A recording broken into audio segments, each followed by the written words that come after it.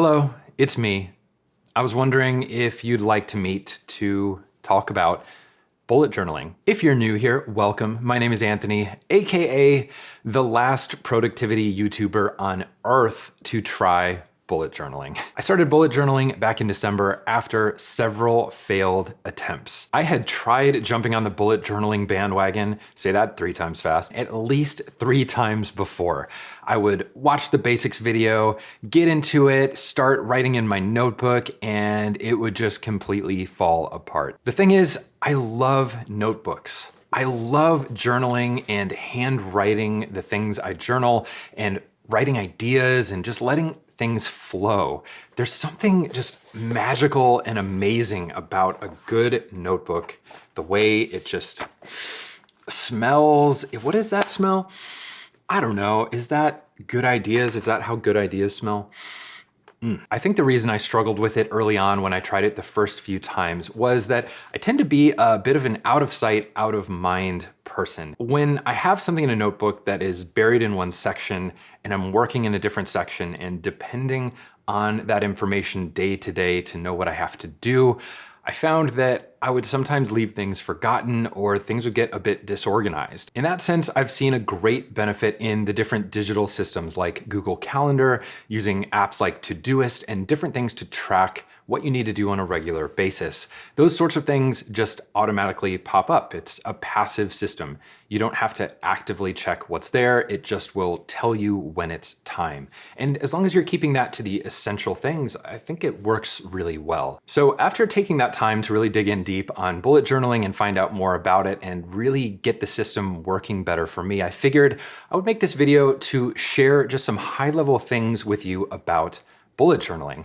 One, what is it good for? Who might want to use it? And then specifically the one thing that I found very confusing early on, which prevented me from actually figuring it out and getting it to work for me right away. What is bullet journaling? Well, in my opinion, bullet journaling is basically taking a beautiful notebook like this Confidant from my favorite notebook company, which is Baron Fig, and putting your life into it. It is effectively a fancy to-do list. In a much broader sense, bullet journaling is a custom life management system. You can go buy a planner from the store and it will have pre-made sections and different things for you to fill out, and there might be one that works really well for you. Bullet journaling is like creating a custom system to track the things that are really important to you. It can be whatever you want it to be. You can track habits, you can track moods, you can track the things you need to do or quarterly projects. It's super dynamic and super custom because generally what you start with in a bullet journal is just dots or lines. It's empty. So it's really, really customizable, which is exactly what can make it super intimidating as well. It's pretty scary to open this up and take out a ruler and start drawing lines on the paper, trying to not mess up. The thing is, you're probably going to mess up, just like I messed up some pages, so you flip to the next page and move on. It's not a big deal. It's taking something that we maybe don't really appreciate that much, that we try to do as quickly as possible, like filling out a to-do list in our digital Todoist file or on our calendars, and it's turning that process into more of an actual mindfulness practice in itself. You move a little bit slower. You're writing with your hand, you're trying to do things in a way that look nice, that look more presentable. And in order to do that, you have to move a little slower, you have to be a little more intentional with how you're laying things out, and you have to slot more time to do it. I've seen some bullet journal spreads that are some of the most beautiful, crazy, watercolored, painted brush thing with tape. And I've not even come close to any of that. Don't put all that pressure on yourself. As I got more and more into it, I learned where to put certain things and how to lay out the habit tracker that I wanted to use. So it's definitely something that, much like a lot of things in life, is a process. You start slow, you start easy, and you learn as you go. The best way to do it is to just start doing it. Question number 2, who is bullet journaling for? Now, this is purely in my opinion. So for anyone that wants to be a little more processful or a little more intentional about how they're planning their lives, about the way that they are tracking information and doing things like that. Anyone that wants a more centralized location for all of their life's ongoings, just having a consistent format to use, it makes all of your daily things much neater and more systematic. And finally, I would say that bullet journaling would work well for just about anyone who wants to have a little more control over the format of their notebook. So instead of buying a planner that has all these laid out questions and sections and things that you're forced to use, if you're frustrated with that and it doesn't work well for you, bullet journaling would probably be a great solution to start building your own journal and finding something that works really well for you. It's super adaptable and works well to customize a solution in that way. It just takes some time to figure out and really get into. Question number 3, what would you need to get started? All you need to get started is a notebook and a pen. This notebook is my favorite notebook of all time. Baron Fig makes this. It's the Confidant notebook. It's a really good size and it just fits perfectly for all the stuff I like to do with it. So this is my favorite notebook. I'll put a link to this notebook in the description of this video if you happen to want it too, but you don't need this specific notebook. You can just do it on paper or anything else. If you want to take it up one level, I would recommend using a ruler. So just having at least a simple ruler like this one. This one is also from Baron Fig, has really nice felt on the back. So it makes it so that the ruler does not slip at all. Yeah, let's see here. I love pens. If you want to dig in a little more, 2 colors would be really helpful. You can do all your main writing in the darker color, and then you can use the second color as your highlight or underline color to really bring attention to things that you want to bring attention to. Cool. So the last 2 things I'll go over now are the easiest way to get started doing this if you don't want to be frustrated and overwhelmed with how complex the whole thing is. And then finally, what I found to be the most confusing or difficult to understand part of how the whole bullet journaling system works and how you can understand how to do that better.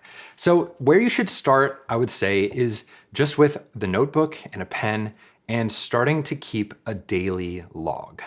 The daily log is just a fast listing of all the things that you need to do that particular day.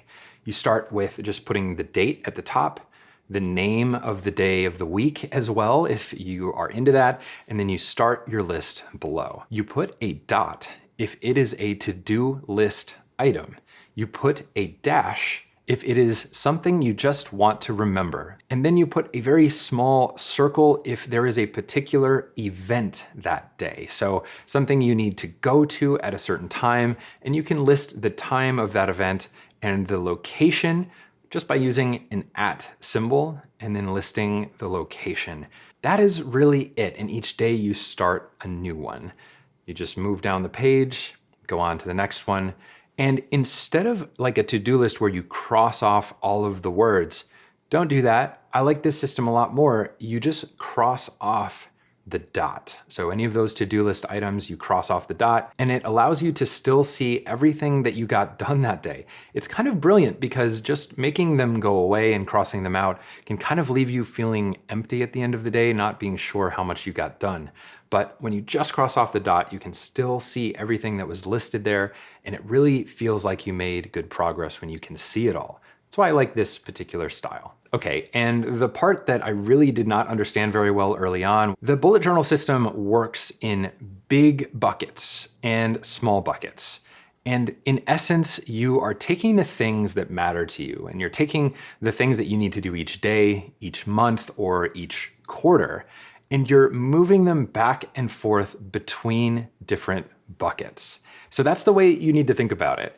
You have a 6-month spread where you have 1, 2, 3, 4, 5, 6 months on the page. And eventually, once you get more into this, that's where you're going to put the things that you know are happening in all of those 6-month periods. So if someone has a birthday in June, or if you have a conference coming up, or if you have a big writing project that's coming due, you can absolutely just put it in that 6-month bucket.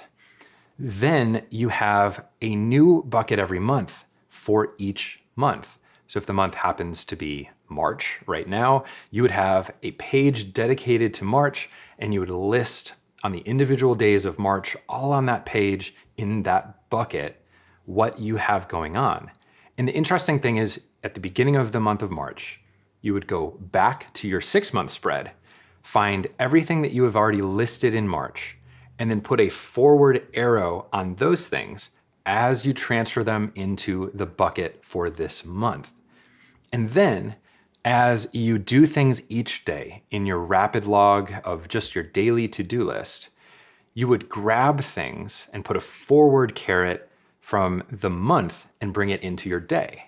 And if you decide that you don't need to do it anymore and you would rather do it next month, or you're gonna put it off, you put a backwards caret, and then you move it over into the bigger bucket. So all day long, when it comes to planning and doing your monthly spreads and all of this stuff, you're just moving tasks back and forth from the bigger bucket down to the smaller bucket, and then back if you need to. If you want to remember it later, you don't need to deal with it now, you can just move it right back. That was the difficult part for me to understand. And it really takes a little bit of processing to get through how you move things to your day and then move it back if you don't need to do it anymore.